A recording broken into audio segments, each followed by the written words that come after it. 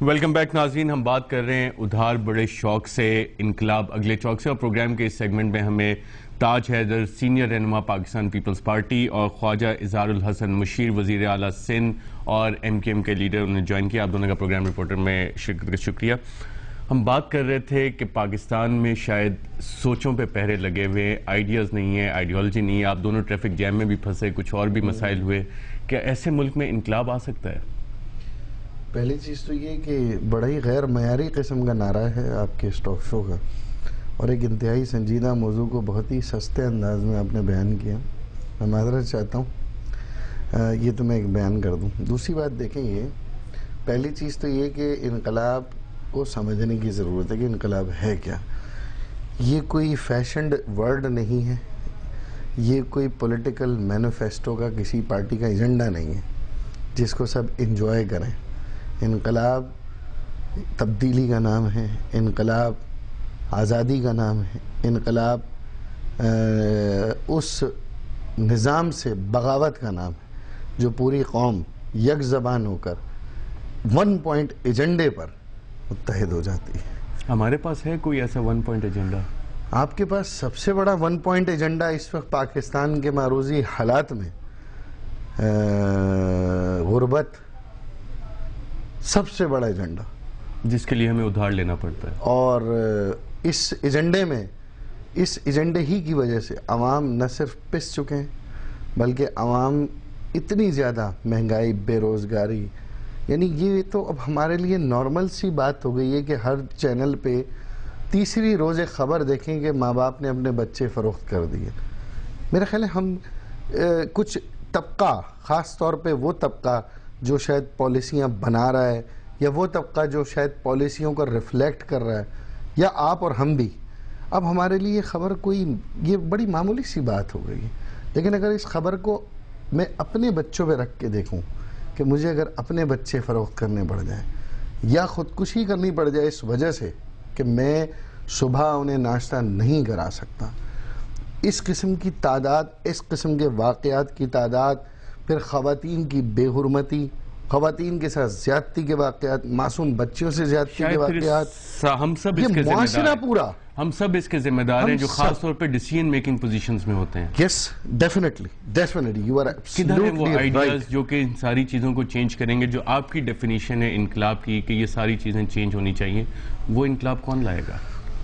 دیکھیں، ہم اس غریب متوسط طبقے سے تعلق رکھتے ہیں، اور پاکستان کی کرپٹ پولیٹیکل کلچر میں ہم وہ امید کی کرن ہیں جس میں آج سے 25 سال 30 سال پہلے آپ کے تصور میں نہیں تھا کہ آپ اس ایوان کا حصہ بنیں جس ایوان کے اندر طاغوتی قوتیں، طاقتور وڈیرے، جاگیردار، سرمایہ دار. تاج حیدر صاحب، یہی نعرہ تو پیپلز پارٹی کا بھی تھا، کیا؟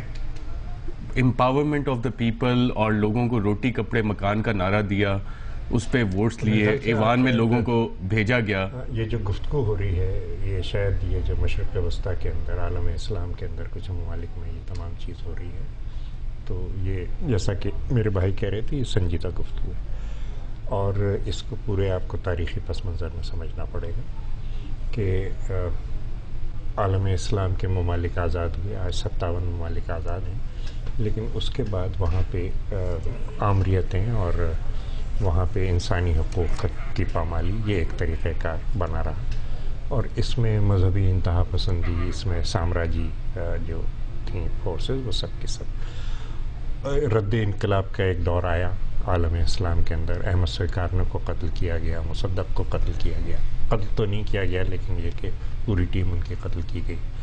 پھر جمال عبد الناصر کے فوراً بعد آپ دیکھتے ہیں کہ احمد سادات آ جاتے، انور سادات آ جاتے ہیں.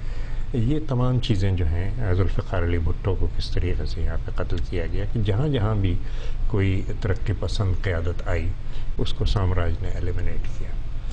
اب یہ ترقی پسند عناصر اپنی موومنٹ چلاتے رہے، جمہوریت کی یہ تمام چیزیں چلی ہیں. پاکستان میں بھی 2 مرتبہ طویل آمریت آئی، اور 2007 میں ایک بہت بڑی موومنٹ یہاں پہ چلی، جس میں بی بی صاحبہ کی شہادت کے علاوہ بھی کوئی 700 کارکن تو صرف ہماری پارٹی کے شہید ہوئے، اور ہم نے آمریت کا یہاں پہ خاتمہ کیا اور یہ آئینی جمہوریت. اب جو یہاں فیز ہے وہ ہے آئینی جمہوریت کو کے استحکام کا، جس میں پاکستان کی تمام سیاسی قوتیں مل جل کے اور سر جوڑ کے بیٹھتی ہیں. اختلافات بھی ہوتے ہیں، شکایتیں بھی ہوتی ہیں، لیکن جو بھی بڑے بڑے فیصلے ہو رہے ہیں وہ اشتراک کار کے ساتھ ہو رہے ہیں اور جمہوریت کو یہاں پہ مستحکم کیا جا رہا ہے. بنگلہ دیش کے اندر بھی یہی سلسلہ ہوا، وہاں بھی فوج آ گئی تھی، لیکن پھر وہی سیاسی قوتیں جو تھیں وہ انتخابات کے اندر آئیں اور ایک جمہوری دور کا وہاں بھی آغاز پھر سے ہوا ہے. یہ جو بیچ کا پیریڈ ہے اس میں آلٹرنیٹ ہوتے رہے، کبھی جمہوریت کبھی آمریت، نام نہاد جمہوریت اس کو کہہ لیجیے، کنٹرول ڈیموکریسی جسے لوگ کہتے تھے. اب اس کے بعد یہ فیز آگے بڑھ رہا ہے اور پاکستان کے موومنٹ سے اور جو جمہوری موومنٹ چلا یا بنگلہ دیش کا موومنٹ، اس سے ایک لہر اٹھی ہے جو اب ان اسلامی ممالک میں پہنچ رہی ہے جہاں 20-20 30-30 سال سے آمریت تھی. اور بس یہی ہے کہ کتنی دانشمندی سے اس کو سنبھالا جاتا ہے، کس طریقے سے آمریت کو ہٹانے کے بعد کس قسم کا سیاسی ڈھانچہ وہاں بنتا ہے. لیکن عالم اسلام اپنی نشاط ثانیہ کے اندر ہے. ہم نے استعمار سے آزادی حاصل کی، پہلے تو ہم نے اپنی شناخت حاصل کی، استعمار سے آزادی حاصل کی، لیکن وہ آزادی جسے بھٹو آزادی موہوم کہتے تھے کہ میتھ آف انڈیپینڈنس ان کی کتاب ہے. اور ہم سب بھی جتنے بھی ترقی پسند ناصر تھے، میتھ آف انڈیپینڈنس، یہ داغ داغ اجالا، یہ شب گزیدہ سحر، وہ جو چیز ہے. اب اس کے بعد جو اگلا موڑ عالم اسلام کے ممالک موڑ رہے ہیں وہ جمہوریت کا موڑ ہے اور پارلیمنٹس کے مضبوط ہونے کا، منتخب حکومتوں کا، وسائل کو عوام پہ. طاہر صاحب، آپ کی جو باتیں ہیں اس سے اگر میں نتیجہ اخذ کروں کہ ایک ایولیوشنری پروسیس ہے، لیکن جتنی آپ نے ایگزامپلز دی ان سب میں ایک انجینئرنگ کا پروسیس بھی تھا جہاں پہ کہ عالمی طاقتیں بھی انوالو تھیں. There has been revolution and there has been counter revolution. Now, I mean, we are still prone to a counter revolution. I don't rule that out. کہ پھر سے ایک رد انقلاب جو ہے وہ آ سکتا ہے، لیکن بڑی بات یہ ہے کہ ہر پیش قدمی جو ہم نے کی ہے اس نے ہمارے عوام کے سیاسی شعور کو جلا بخشی ہے. شعور ایک ایسی چیز ہے کہ ایک سطح پہ پہنچ جائے تو وہاں سے واپس نہیں آتا. My father said, son, consciousness is irreversible. اب یہ شعور یہ ہم سب کے اندر ہے اور اب جمہوریت پہ ایک اتفاق رائے ہے. اگر وہ لوگ کہ جو جمہوریت کو دین کے خلاف سمجھتے تھے، اگر وہ لوگ کہ جو فوج کے ساتھ تھے جمہوریت کو روکنے کے لیے، آج وہ سب کے سب جمہوریت پہ اتفاق رائے کرتے ہیں. آج فاروق صاحب سب کا اتفاق ہے، شعور ہے سب کے پاس. جی تاج صاحب نے جو بولا میں اسے ڈیفینیٹلی اگری کرتا ہوں، جو پروسیس کی بات کر رہے ہیں. بٹ جہاں تک بات وہ کر رہے ہیں کہ جی سب جمہوریت پہ کنسنسس رکھتے ہیں، اسپیشلی آپ کے جو رائٹ کی فورسز ہیں، کم سے کم ظاہری تو ہے نا، چلیں ظاہری کہہ لیں، لیکن دیکھیے جی مسئلہ یہ ہے کہ میں بالکل اگری کرتا ہوں، جیسے میں نے پہلے بھی کہا تھا کہ پاکستان کے لیے ایز اے مسلم کنٹری سب سے بڑا انقلاب یہی ہے کہ compare to other Muslim countries ہمارے پاس جمہوریت سب سے زیادہ رہی ہے compare to other Muslim countries. تو ہمارے لیے یہ سب سے بڑا انقلاب ہے جس کو ہم نے آگے چلانا ہے. لیکن مسئلہ یہ ہے کہ at this point in time اب آگے جا کے کیا ہوگا. جمہوریت بھی ہمارے پاس ہے لیکن آبویسلی اکنامک پرابلمز وہ تو ہیں، لیکن ایک اور ایک جو معاشی جو سوشل جو کلچرل پرابلم کہتے ہیں اس پہ اس کو کوئی ایڈریس نہیں کر رہا. اتنی سفیکیشن ہے، ٹھیک ہے نا، اسپیشلی آپ کی اربن مڈل کلاسز کے اندر. اس نیچے بھی ہوگی ڈیفینیٹلی، آپ کا جو غریب آدمی ہے وہ تو بہت بزی ہے کہ اپنی وہ دن کی روٹی کمانے میں، لیکن ایک اربن مڈل کلاسز کے اندر ایک عجیب سی سفیکیشن ہے، ٹھیک ہے نا. وہ اپریشیٹ نہیں کر سک رہے جمہوریت کو، ٹھیک ہے. کافی آپ ان کو آرگیومنٹ دیتے ہیں، نہیں یار یہ ہمارے فائدے کی، اور اس آرگیومنٹ بالکل صحیح ہے. وہ اس لیے نہیں اپریشیٹ کر سکتے اس جمہوریت کو کہ بیکاز ایک کلچرل سفیکیشن بھی ہے جو بڑھتی جا رہی ہے. اس میں میرا پرابلم رہا ہے with lot of our progressive parties اور سیکولر پارٹیز، ٹھیک ہے نا. وہ اس چیز کو ایڈریس نہیں کر رہے. یہی کلچرل ایشو ہے جو آ کے انہی کو پولیٹیکلی بائٹ بیک کرے گا، اور یہ ہو چکا ہے، یہ بھٹو صاحب کے ساتھ بھی ہو چکا ہے، ٹھیک ہے نا. تو اب کنسنسس ہے سب پارٹیز کا. I don't know, I don't think religious parties care any ان کو کوئی فکر نہیں جمہوریت کیا چیز ہے. وہ جب تک جمہوریت ہے جب تک ان کا فائدہ ہو رہا تھا، ان کا فائدہ نہیں ہوتا ان کے لیے کوئی چیز نہیں ہے. ان کی کلچرل سفوکیشن، کلچرل آئیکونز بہت اسٹرانگ ہوتے ہیں اور ہمارے ملک میں کلچر کو ہمیشہ انجینئر کرنے کی کوشش کی گئی ہے. آپ کی پارٹی کے پاس کوئی ایسے پوائنٹس ہیں جس سے اس چیز کو روکا جا سکے کہ کلچرل انجینئرنگ نہ ہو؟ میں اس پہ تو تب بات کروں جب میں اس سے متفق ہوں. میں تو دونوں مقررین سے مکمل طور پہ میں متفق نہیں.